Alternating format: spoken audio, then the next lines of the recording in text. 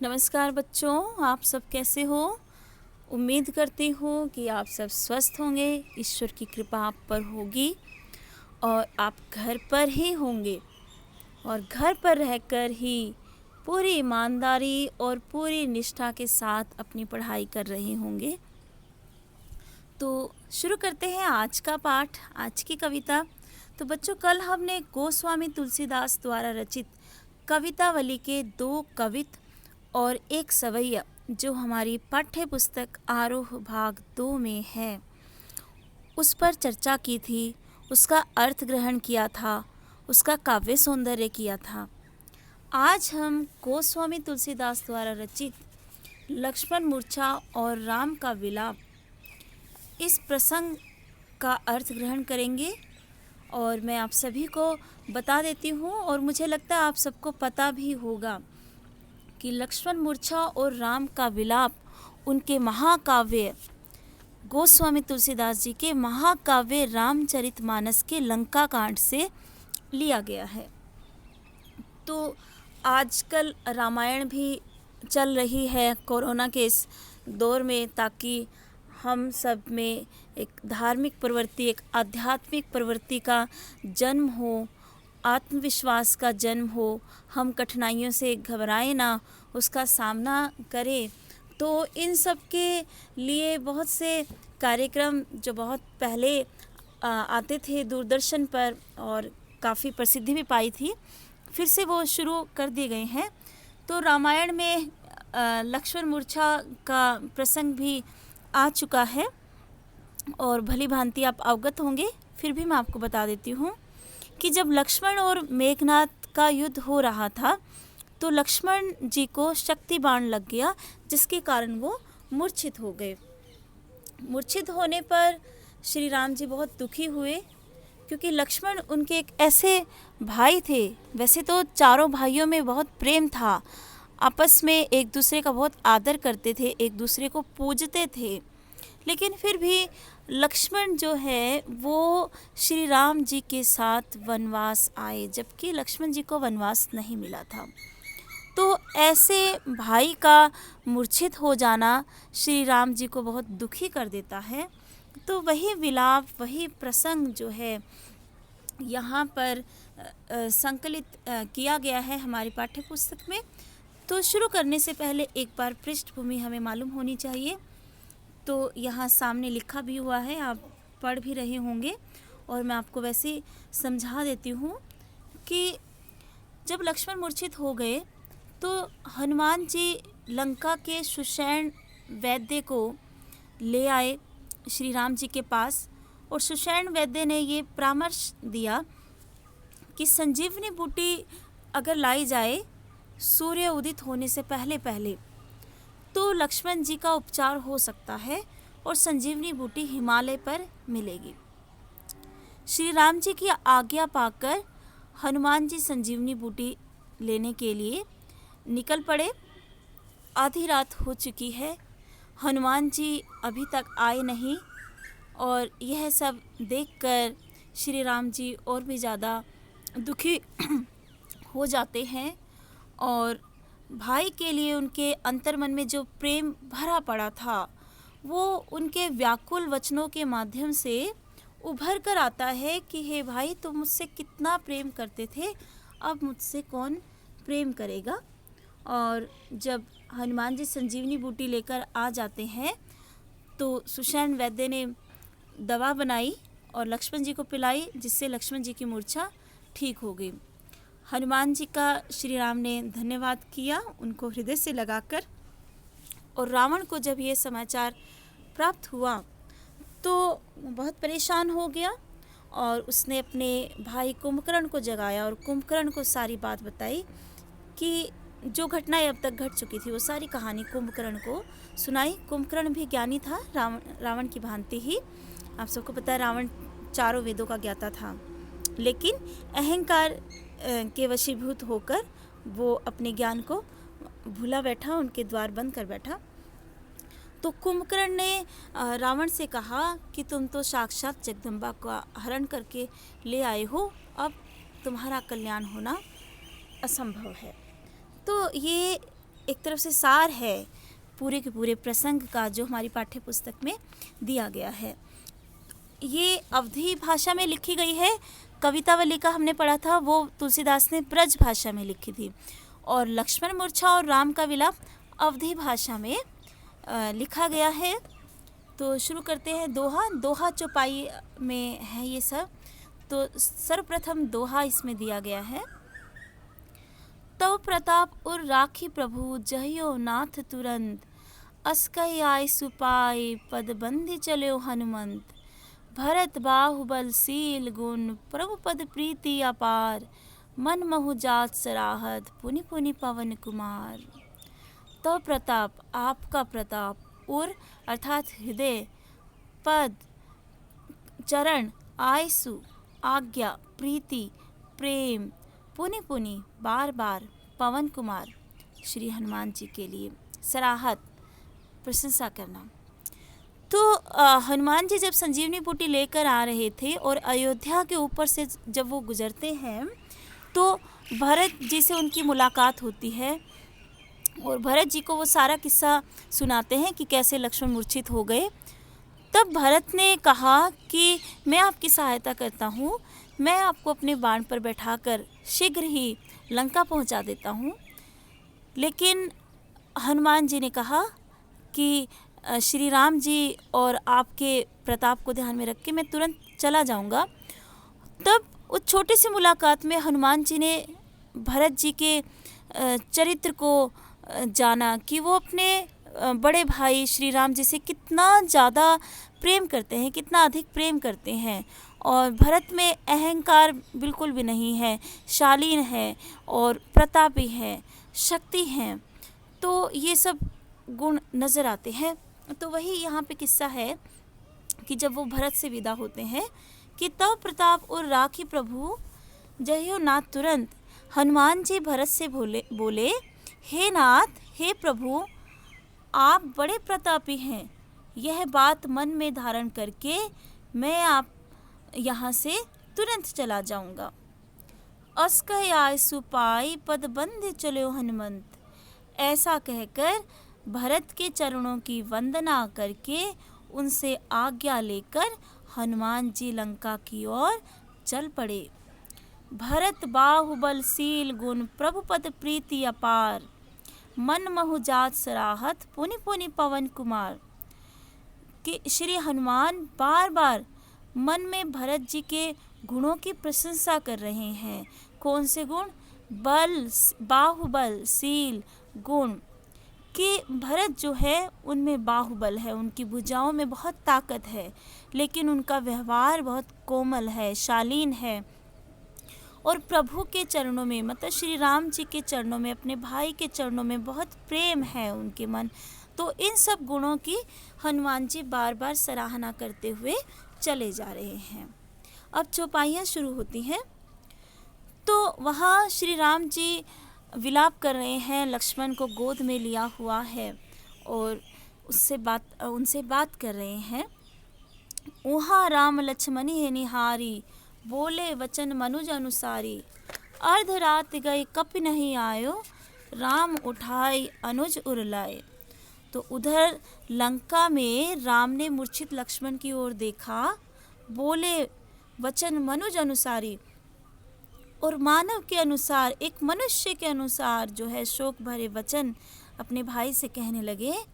अर्ध रात गई कपि नहीं आयो, आधी रात बीत गई है, कपि हनुमान जी अभी नहीं आए। राम उठाई अनुज उरलायो, राम ने अनुज को, छोटे भाई को उठाया और अपने ओर से, अपने हृदय से लगा लिया। सको न दुखित देख मोहि काऊ, बंधु सदा तो मृदुल स्वभाव। कि हे राम बोले, हे भाई, तुम अपने होते हुए मुझे कभी दुखी नहीं देख सके, तुम्हारा स्वभाव सदा से ही ऐसा कोमल और मृदुल रहा है। मम हित लागी तजेहु पितु माता, मेरे भले के लिए तुमने अपने माता पिता को तज दिया, त्याग कर दिया। सहयो विपिन हिम आतप बाता, और जंगल में रहकर बर्फ, धूप, आंधी, तूफान के कष्टों को तुम सहते रहे। विपिन मतलब जंगल। सो अनुराग कहाँ अब भाई, उठो न सुनी मम बच बिकलाई। अनुराग मतलब प्रेम, कि हे प्रिय भाई लक्ष्मण, तुम्हारा वह पहले जैसा प्रेम अब कहाँ है। तुम मेरे व्याकुल वचनों को सुनकर उठ क्यों नहीं जाते। जो जन तेउ बन बंधु बिछो, पितु बचन मनते हूँ नहीं। ओहू जनते हूँ जानता होता, कि यदि जानता होता कि वन में बंधु बिछड़ जाएगा, भाई बिछड़ जाएगा, पितु वचन मनते हूँ नहीं हो, तो मैं पिता के वचन का पालन बिल्कुल भी नहीं करता। सुत बित नारी भवन परिवारा, बहुत महत्वपूर्ण पंक्तियां हैं, कई बार पेपर में आती हैं। सुत बित नारी भवन परिवारा, होए जाहि जग बारहि बारा। तो श्री राम जी विलाप करते हुए कहते हैं, भाई लक्ष्मण, इस संसार में सुत, पुत्र, धन, पत्नी, मकान और परिवार बार बार बनते हैं और बिगड़ते हैं। मतलब ये जीवन में आते जाते रहते हैं, परंतु सगा भाई, तुम्हारे जैसा सहोदर भाई दोबारा नहीं मिलता। ये विचार करके तुम जाग जाओ। अस विचार जीव जागो ताता, हे तात, ऐसा विचार मन में लाकर तुम जागो। मिले न जगत सहोदर भ्राता, कि तुम्हारे जैसा सगा भाई दोबारा नहीं मिलता। क्या क्या मिल जाता है? पुत्र, धन, पत्नी, घर परिवार बार बार हो जाते हैं, लेकिन तुम्हारे जैसा भाई बार बार नहीं होता। जथा पंख बिनु खग अति दीना, मनि बिनु फनी करिबर करहीना। खग मतलब पक्षी और फनी सर्प, करिबर हाथी, कि हे भाई जैसे पंख के बिना पक्षी अत्यंत दीनहीन हो जाता है, मणि बिनु फनी और मणि के बिना सांप, करिबर करहीना और सूंड के बिना हाथी अत्यंत दीनहीन हो जाता है। असमम जीवन बंधु बिनु तोही, ऐसे ही मेरा जीवन हे भाई तुम्हारे बिना हो जाएगा। जो जड़ दैव जीवावे मोही, यदि दुर्भाग्य ने मुझे तुम्हारे बिना जीवित रखा तो मेरे जीवन की दशा भी ऐसे ही हो जाएगी जैसे बिना पंख के पक्षी, बिना सूंड के हाथी और बिना मणि के सर्प की दशा दीनहीन हो जाती है। बरु उपजत सहते जग माही, जहु अवध कवन मुहुलाई, नार हेतु प्रिय भाई गवाई। कि प्रिय भाई हे लक्ष्मण, मैं अयोध्या में कौन सा मुँह लेकर जाऊंगा। लोग कहेंगे कि देखो इसने अपनी पत्नी के लिए भाई को गवा दिया। बरु अपजस सहतेउ जगमाही, नारी हानि विशेष क्षति नाही। तो लोग कहेंगे देखो इसने अपनी पत्नी के लिए अपने भाई को गवा दिया, कि चलो मैं नारी को खोने का अपयश तो फिर भी सह लूँगा। लोग जो कहेंगे कि प्रिय भाई को नारी के लिए गवा दिया, इस अपयश को मैं कैसे सहन करूँगा, क्योंकि संसार में, समाज में नारी की हानि को विशेष हानि नहीं माना जाता। अब अपलोक सुख सुत तोरा, सहियो निठुर कठुर उर मोरा। तो इसमें क्या कहा गया है कि अब तो हे लक्ष्मण, मेरा यह निष्ठुर और कठोर हृदय नारी खोने का अपयश और तुम्हारा शोक दोनों को ही सहन करेगा। निज जननी के एक कुमारा, तात तास तुम प्राण आधारा। तो उससे पहले मैं बोलेंगे, एक तो तुम्हारे बिछड़ने का जो तुम्हें मैं गवा दूंगा, तो ये अपयश भी मुझे सहन करना पड़ेगा। नारी को गवाया वो भी सहन करना पड़ेगा, कि ना अपनी पत्नी की रक्षा कर पाया और ना अपने भाई की रक्षा कर पाया।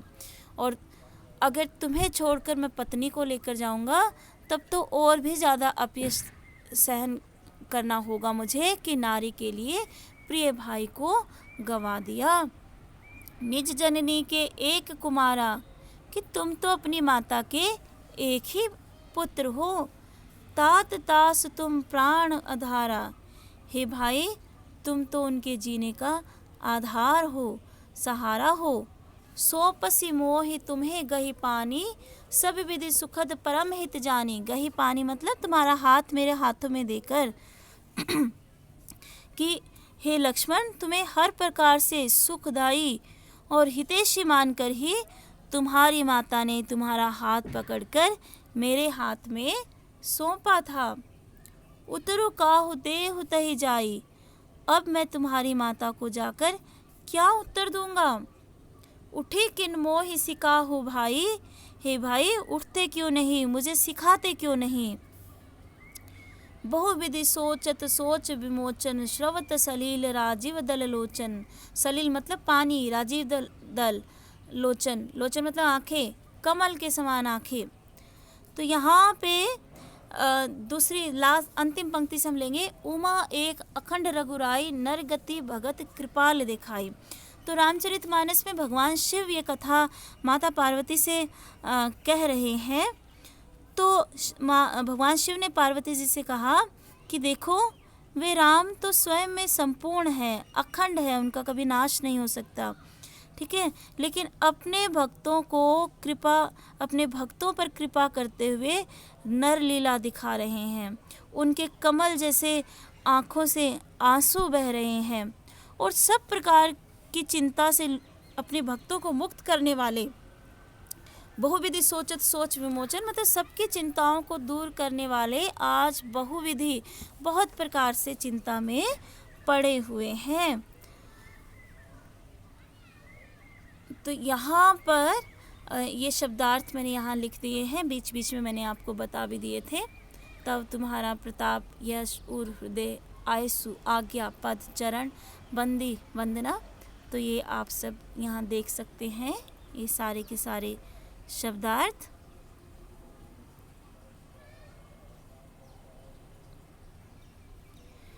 तो यहाँ पे मैंने व्याख्या यहाँ लिख भी दी है आप सबके लिए, आप यहाँ से भी पढ़ सकते हो। जो मैंने बताया है वही, कि कैसे जो है श्री राम जी विलाप कर रहे हैं भाई के गम में, और उनके प्रति जो उनके मन में प्रेम है वो उमड़ कर आ रहा है उनके हृदय से। तो शिल्प सौंदर्य क्या है, राम का भ्रातृ प्रेम प्रशंसनीय है, ये भाव सौंदर्य में आ जाता है। दृश्य बिंब है, जथा पंख तो ही में उदाहरण अलंकार है, चौपाई छंद का सुंदर प्रयोग है, अवधि भाषा है, करुण रस है, और निम्नलिखित में अनुप्रास अलंकार की छटा है। जाहि जग 12 बंधु बिनु करबर कर, और जो पहला जहाँ से शुरुआत हुई थी वहाँ पर दोहा छंद था और उसके बाद सब में चौपाई छंद। तो अब एक सोठा दिया है, प्रभु प्रलाप सुनी कान, बिकल भय बानर निकर, आए गयो हनुमान जिमि करुणा में वीर रस। तो श्री राम जी विलाप कर रहे थे और श्री राम जी को विलाप करते हुए देखकर वानरों का समूह भी दुख से व्याकुल हो जाता है, और तभी हनुमान जी संजीवनी लेकर आ जाते हैं। तो ऐसे लगा जैसे करुण रस में वीर रस प्रकट हो गया हो। मतलब हनुमान जी के आगमन से सब वानर सेना जो प्रभु श्री राम जी को देखकर व्याकुल हो रही थी, दुखी हो रही थी, सबकी व्याकुलता नष्ट हो गई, सबकी और सबका दुख जो है उसका भी निवारण हो गया। पूरी सेना में खुशी की लहर, एक उत्साह की लहर दौड़ गई। इसीलिए हनुमान जी के आगमन को करुण रस में वीर रस का आगमन कहा गया है। हर्षि राम भेटौ हनुमाना, अति कृतज्ञ प्रभु परम सुजाना, तुरत बैद तब की नहीं हो पाई, उठे बैठे लक्ष्मण हर्षाई। तो श्री राम ने प्रसन्न होकर हनुमान जी से भेंट की, और वे प्रभु होकर भी हनुमान जी के प्रति बहुत कृतज्ञ थे और हनुमान जी का उपकार माना उन्होंने। तुरंत वैद्य तब की नहीं पाई, और वैद्य जी ने फिर तुरंत लक्ष्मण जी का उपचार किया। उठी बैठे लक्ष्मण हर्षाई, और उपचार पाकर लक्ष्मण जी प्रसन्नतापूर्वक उठकर बैठ गए, अर्थात उनको होश आ गया। हृदय लाई प्रभु भेटु भ्राता, श्री राम जी ने अपने भ्राता को, अपने भाई को हृदय से लगा लिया और उनसे मिले, और यह भाई का यह मिलन देखकर दोनों भाई का हर्ष सकल भालू को विभ्राता कि वहाँ उपस्थित सभी भालू वानर सब प्रसन्न हो गए। कपि पुनि वैद तहाँ पहुँचा, जे ही विधि तभी ताहि लई आवा। कपि हनुमान जी को बोला गया यहाँ पर कि हनुमान जी ने फिर सुषेण वैद्य को तुरंत वहीं पर पहुँचा दिया और उसी तरीके से पहुँचा दिया जिस तरीके से वो उन्हें यहाँ ले आए थे। तो रावण ने भी अपने गुप्तचर छोड़े हुए थे और उनको समाचार मिल जाता है इन सब का कि कैसे लक्ष्मण जी की मूर्छा अब टूट गई है, उनको होश आ गया है। तो यह वृतांत दसाने ने सुन्यो, अति विषाद पुनि पुनि सिर धुन्यो। तो लक्ष्मण की मूर्छा टूटने का और होश आने का ये सारा वर्णन रावण ने सुना और वो निराश हो गया और अपना सिर धुन धुन कर पछताने लगा। व्याकुल कुंभकर्ण पही आवा, विविध जतन करि ताहि जगावा। व्याकुल होकर अपने भाई कुंभकर्ण के पास आया रावण और उसको विविध जतन करके बहुत से उपाय करके उसको जगाया। जागा निशिचर देखहि कैसा, मानहु काल देह धरि वैसा। और जब कुंभकर्ण जागा तो ऐसे लगा जैसे साक्षात काल ने शरीर धारण कर लिया हो। और कुंभकर्ण ने रावण से पूछा, कहो भाई क्या बात है, तुम मुझे बताओ। कुंभकर्ण बूझा, कहो भाई काहे तव मुख रहे सुखाई के। भाई बताओ क्या बात है, तुम्हारा मुंह क्यों सूख रहा है। कथा के कही सब तेहि अभिमानी, जय ही प्रकार सीता हरियाणी। फिर रावण ने वो सारी कहानी कह डाली, अभिमानी रावण ने, जिस तरीके से वो माता सीता का हरण करके ले आए थे। तात कपिन सब निश्चर मारे, महा महा जोधा संघारे। दुर्मुख सुर रिपु मनुज आहारी, भट अतिकाय अकंपन भारी। अपर महोदर आदिक बीरा, परे समर महि सब रणधीरा। तो ये सब यहाँ पे राक्षसों के नाम हैं। तो वो कहते हैं कि हे भाई कुंभकर्ण, श्री राम जी के वानर ने कई राक्षस मार डाले, बड़े बड़े योद्धाओं का संहार कर डाला। दुर्मुख, देवशत्रु, देवांतक, मनुष्य भक्षक, नरांतक, महायोद्धा, अतिकाय, भारी भरकम, अकंपन, महोदर, सब जो वीर हैं वो रणभूमि में मारे गए, युद्धभूमि में मरे हुए पड़े हैं। इसके बाद दोहा है अंतिम। सुनी दस कंधर बचन तब, कुंभकर्ण बिलखाल, जगदम्बा हरियाणी अब सर चाहत कल्याण। तो ये सुनकर जो है कुंभकर्ण जो है बिलखने लगता है। कहता है कि हे भाई तुम तो साक्षात जगदम्बा को हर कर ले आए हो, अब हे मूर्ख तुम्हारा कल्याण कैसे होगा। तो ये शब्दार्थ हैं जो इस काव्यांश में आए थे और ये व्याख्या भी है जो मैं आपको समझा चुकी हूँ, आप यहाँ से पढ़ भी सकते हो।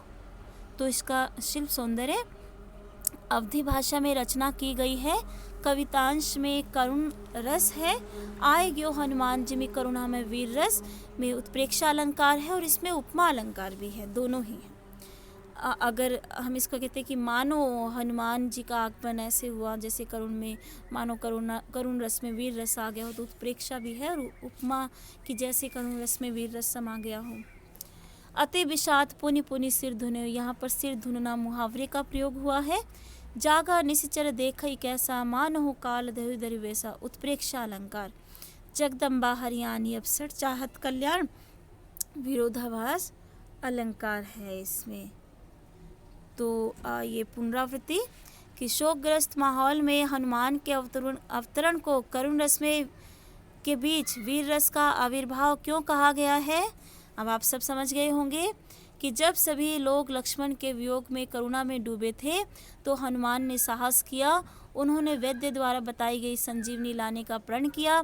करुणा के इस वातावरण में हनुमान का यह प्रण सभी के मन में वीर रस का संचार कर गया। सभी वानरों और अन्य लोगों को लगने लगा कि अब लक्ष्मण की मूर्छा टूट जाएगी, इसलिए कवि ने हनुमान के अवतरण को वीर रस का आविर्भाव बताया गया है। मतलब जब सब लोग व्याकुल थे और इतने में हनुमान जी संजीवनी ले आते हैं तो सबका दुख जो है वो दूर हो जाता है। ऐसा लगा जैसे करुण रस में वीर रस का आगमन हो गया हो। धन्यवाद। और इस ऐसे निराशा भरे माहौल में प्रभु आपके जीवन में भी उत्साह भरे, खुशी भरे। इसी इच्छा के साथ आज का पाठ खत्म करते हैं। धन्यवाद।